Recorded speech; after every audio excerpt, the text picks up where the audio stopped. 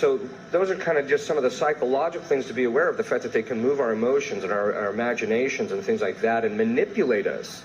And by the way, they'll take their time.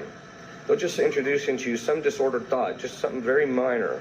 And from that, they'll take you down. So that's one of the reasons why custody of the mind.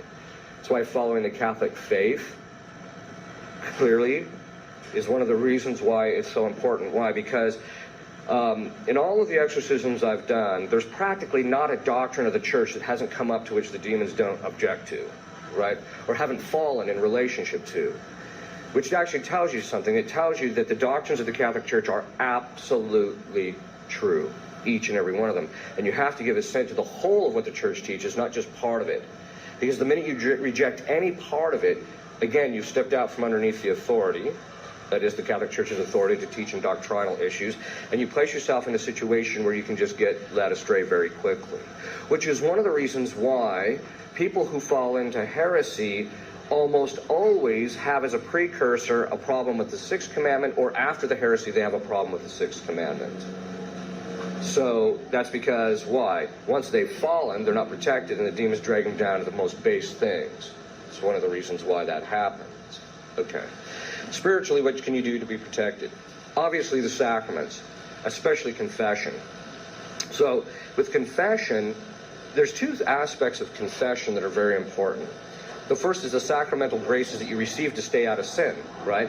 And the restoring you to the state of grace, and so as a result, if you've committed mortal sin, if you haven't, you've only committed venial, it's still very beneficial because it gives you the grace to avoid those sins in the future. But it restores you to the state of grace if you have committed mortal sin, and that's your primary protection, as I mentioned. The second thing is the sacrament of humility. Humility is defined as a willingness to lead a life in accordance with the truth by not judging yourself greater than you are. What happens when you go to confession? You have to own up to your failings. So it humbles us. Now, humility is one of the most powerful things to protect yourself. The more humble you are, the less the demons can influence you. In fact, one time a demon was talking about Our Lady, and she said her power is in her humility. The more humble you are, the more powerful you become in relationship. In fact, humility is a strength.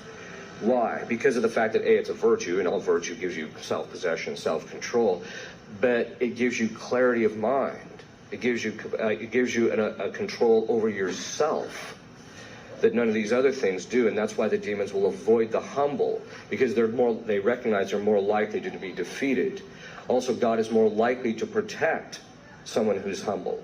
If you're really proud and arrogant, God will let you take a beating now and then to get you, humbled a little bit, to bring you down. So this is why humility is so key and so important. So it's the sacrament of humility. So regular confession. In fact, in my own personal experience, sometimes the confession is more powerful in liberating somebody than actual solemn exorcism. Sometimes people will actually have an extraordinary diabolic influence, but it's on a very low level. And they'll just go to confession. And the priest gives them, and they confess the sin. And as they confess the sin, and then that removes, as St. Ignatius says, he says, once the sin is aired out, once the thing that the demons are influencing you over is aired out, they lose power over that. And then once you're restored to grace, you're protected. So that actually confessing the sins and getting absolution breaks their control over you to some degree. And in some cases, it can actually break extraordinary diabolic influence if it's on a low level, right? So confession is very important. Obviously, receiving the Eucharist. They can't